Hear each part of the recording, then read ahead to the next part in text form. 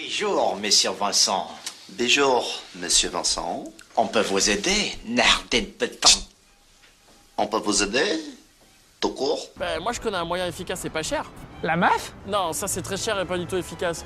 Tu devrais prendre un stagiaire. T'arrives avant tout le monde, tu finis dernier. Stagiaire. Tu passes comme un malade, en plus t'es pas payé. Stagiaire. T'enflammes pas, tu seras jamais embauché. Stagiaire. Tu rêves de CDI et CDD. Stagiaire. 2 doses de café, 3 doses d'eau, tu connais. Stagiaire. Tu vois ton copie ton cas pour déconner. Stagiaire. Tu connais bien le goût de la bite de ton patron. Stagiaire. T'es super fort, va me faire à manger. Stagiaire. Si t'es pas content, retourne étudier. Ah mais ouais, désolé, c'est vrai que ça fait partie de ton cursus scolaire. Déplacement payé? Non. Travail valorisé? Non. Se drogue pour oublier? Oui. Se prostitue la nuit? Oui. Et tu te suicides? 9h42, la chronique de notre stagiaire à Radio 4. Oh, t'as été surpris. Il y en a une qui m'a un peu surpris, ouais. Mais ouais, bon, c'est surprenant. On va pas s'y attarder si jamais personne. Non, c'est pas la peine. On va enregistrer. C'est pas la peine. On va pas y revenir. Vincent Bertrand pour sa chronique du jour. Salut Question Vincent. de goût. Ouais, salut Patrice. Ouais. Et donc, on continue notre semaine spéciale ciné avec le nouveau film de Michael Bay. J'ai nommé Transformers 5 The Last Night, à ne pas confondre avec The Last Jedi, qui sera sans doute bien meilleur, mais il faudra patienter jusqu'à cet hiver pour pouvoir éclore le nouveau Star Wars du coup. Bref, Transformers 5, qu'est-ce que c'est? C'est un mix de plein de choses. Pour une fois, le scénario est bien fourni. Bon, ça veut pas dire qu'il est bien écrit et que ça a du sens, mais au moins, il y a du contenu, c'est déjà pas mal. On apprend donc dans une scène d'introduction dantesque à l'époque médiévale que Merlin a rencontré des Autobots, donc les gentils du film, et leur a demandé de l'aider dans une grande guerre arthurienne. Le robot a accepté si Merlin veille sur un vieux bâton qui permettra aux méchants de détruire la Terre s'ils l'obtiennent. Comme j'ai dit, cherchez pas la cohérence, hein.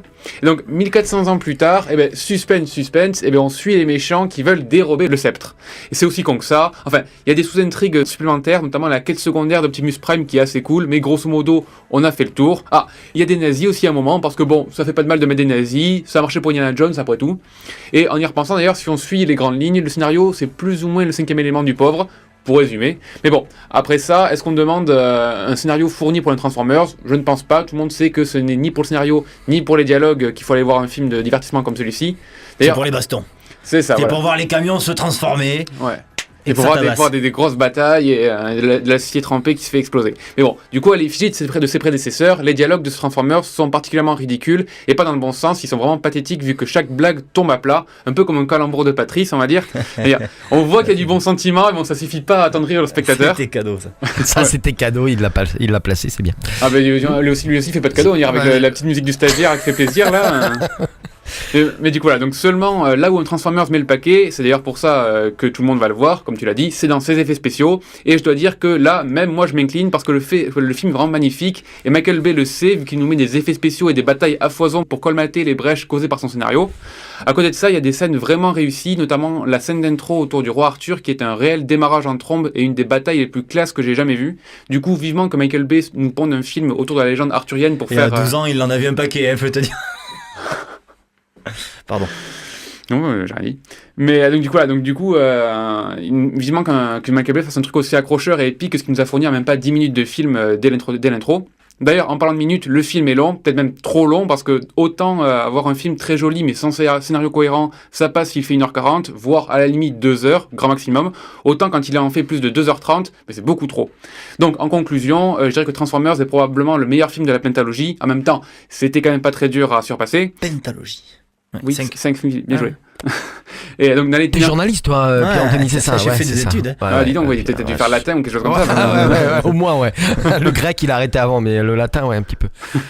Donc, du coup, n'allez néanmoins pas le voir pour son scénario qui est aux fraises une fois de plus. Il faut juste arriver dans l'œuvre en disant sois belle et tais-toi. Et croyez-moi, ça passe quand même beaucoup mieux.